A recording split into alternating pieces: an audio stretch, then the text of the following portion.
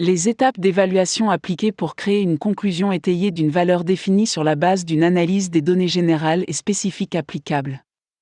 L'évaluation dans la création d'une opinion de la valeur d'un bien immobilier suit des ensembles spécifiques de processus qui reflètent 3 méthodes différentes. Celles-ci comprennent la méthode du coût, méthode de la comparaison directe, méthode de l'approche par le revenu. Une ou plusieurs de ces méthodes peuvent être utilisées dans l'évaluation d'un bien immobilier. Les méthodes à utiliser dépendent presque entièrement du type de propriété à évaluer ou à estimer, mais peuvent également tenir compte de l'utilisation de l'évaluation, de l'étendue du travail nécessaire et de la disponibilité des données pour l'analyse. Méthode du coût. La méthode du coût pour l'évaluation et l'estimation est établie en comprenant les méthodologies de construction et les attributs de la propriété liés au coût. L'approche du coût est estimée en ajoutant le coût du terrain au coût actuel de la construction lié à toutes les améliorations sur le terrain, et en soustrayant la dépréciation de toutes les améliorations sur le terrain. Les coûts de construction des bâtiments comprennent un coût de reproduction ou un coût de remplacement de matériaux ou de systèmes identiques ou similaires. Cette approche fonctionne mieux lorsqu'elle est utilisée pour l'évaluation de propriétés nouvelles ou plus récentes qui ne sont pas fréquemment échangées sur le marché. Les coûts réels sont généralement dérivés de logiciels d'estimation de coûts, de manuels de coûts, de constructeurs et d'entrepreneurs. Remarque, le terrain demeure une valeur distincte lorsqu'on utilise la méthode du coût.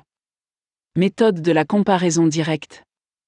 La méthode de comparaison directe pour l'évaluation des biens immobiliers est la plus utile lorsqu'il y a un grand nombre de propriétés similaires qui ont été récemment transigées sur le marché ou qui sont actuellement inscrites sur le marché. Avec cette méthode, l'évaluation provient de l'identification du sujet avec des propriétés similaires, appelées comparables ou comps. Les prix de vente qui s'identifient le plus au sujet auront un poids plus important sur la valeur, par opposition à ceux qui sont plus éloignés des caractéristiques du sujet. La plupart du temps, les comparables créent une fourchette de valeurs, sur laquelle il faut s'appuyer pour trouver une valeur exacte. Plusieurs éléments ou facteurs sont utilisés pour qualifier le degré de similarité entre les comparables et le sujet. Il s'agit notamment des droits immobiliers, des conditions financières, des conditions de la vente, des dépenses après la vente, de l'emplacement, des facteurs du marché, des caractéristiques physiques, des caractéristiques économiques, de l'utilisation du zonage, des éléments non immobiliers de la vente, biens meubles, accessoires fixes. Après avoir déterminé les meilleurs comparables, un chiffre ou un pourcentage en euros est appliqué au prix de vente de chaque propriété pour estimer la valeur hypothétique du sujet.